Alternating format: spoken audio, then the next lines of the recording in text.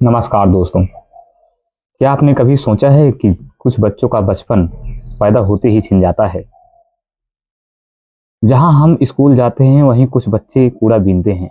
आज की कहानी लास्ट स्प्रिंग। यहाँ एक ऐसा बचपन आया जो कभी आया ही नहीं, यानी एक ऐसा बचपन जो कभी आया ही नहीं। यह क्लास 12th की स्टोरी है, सेकंड लेसन की। आप इसको ध्यान से सुनिए, अवश्य समझ में आएगा। कहानी के पहले भाग की बात करते हैं।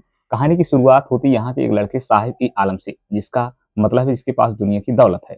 लेकिन असलियत वह दिल्ली के सीमापुरी इलाकों में रहता है, जहाँ लोग बांग्लादेश से आकर गरीबी में जीवन जीते हैं। साहिब ई आलम रोज कूड़े के ढेर में प्लास्टिक के कबाड़ ढूंढता है।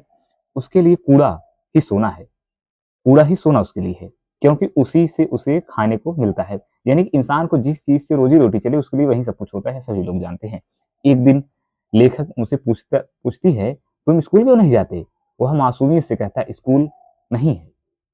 भावनात्मक सच्चाई। ये बच्चे मजबूरी में काम करते हैं। बच्चे, कोई बच्चा हो, वह मजबूरी में ही काम करता है। जब तक मजबूरी इंसान सामने नहीं आती तो वह कोई ऐसा काम नहीं करता जिससे शर्मिंदगी महसूस हो। पेट भरने के लिए, परिवार को संभालने के लिए। उनके सपने बहुत होते हैं। जैसे साहिब का सपना था जूते पहनना, और जब एक दिन जूते मिल जाता तो उनको बहुत बड़ी खुशी होती है। अब ले चलते हैं आपको कहानी के फिरोजाबाद में, जहाँ बच्चे कांच की चूड़ियाँ बनाते हैं। और यहाँ हम मिलते हैं एक लड़के मुकेश से। यहाँ पे दूसरी कहानी जो पार्ट है, यहाँ पर फिरोजाबाद में जहाँ बच्चे कांच की चूड़ियाँ बनाते हैं, यहाँ पर हम मिलते हैं एक लड़के मुकेश से। मुकेश का सपना है मैं बड़ा होकर एक मोटर मैकेनिक बनूंगा। लेकिन उसकी जिंदगी में क्या होता है? अंधेरे कमरों में काम करना, जहरीली गैस में रहना, बचपन से मजबूरी। यहाँ बच्चों की आंखें खराब हो जाती हैं, कई लोग अंधे तक हो जाते हैं। सच्चाई क्या है? ये बच्चे गरीबी के चक्कर में फंसे होते हैं, क्योंकि परिवार भी यही काम करता है और समाज, कानून मदद नहीं करते हैं। उम्मीद की किरण। साहिब को अपनी आज़ादी खो देता है, वह चाय की दुकान पर काम करता है। लेकिन मुकेश अभी भी उम्मीद है। उसको क्या उम्मीद है? मैं यही काम नहीं करूंगा, मैं अपनी जिंदगी बदलूंगा।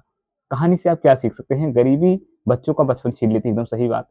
गरीब जो बच्चे होते हैं उनकी बचपन छीन जाता है, उनके ऊपर जिम्मेदारी आ जाती है, उनके ऊपर रोजी रोटी का सवाल आ जाता है, और वो अपने दम पर ही अपना रोजी रोटी चलाते हैं। जैसे कबाड़ बीनने वाले आप देखे होंगे, तो कबाड़ बीनकर ही अपनी रोजी रोटी चलाते हैं। कबाड़ बीनते हैं, उसको बेचते हैं, उससे से कुछ पैसा मिलता है, उससे खाते पीते हैं और उसे अपना जीविका चलाते हैं। आप इसको जानते हैं, चूड़ी बीनने वालों का भी यही हाल है, बनाने वालों का। वो भी लोग यही करते हैं। चूड़ी बनाना उनको मजबूरी था, चूड़ी बनाते समय उनको दिक्कतें होती, लेकिन उनको दरकिनार कर देते। दोनों कहानी क्या यही हुए। गरीबी बच्चों का बचपन छीन लेती है। समाज को इन बच्चों को कुछ करना चाहिए। समाज को भी चाहिए जो बच्चे गरीब हों आपके पड़ोस में, उनका कुछ मदद अवश्य करें। हर बच्चे को शिक्षा और सपने देखने का हक है। हर बच्चे को शिक्षा दी जाए, और बच्चा आप अपने देश का ही है, वह आगे चलकर अवश्य एक जिम्मेदार नागरिक बनेगा। अब इसमें यह आपको समझ में आ जाना चाहिए कि बच्चे का मदद की जाना चाहिए। छोटा बच्चा हो समाज में, उसका मदद की जाए तो वह भी आगे चलकर एक श्रेष्ठ नागरिक बनेगा। हमको इस कहानी से यही सीख मिलती है। धन्यवाद।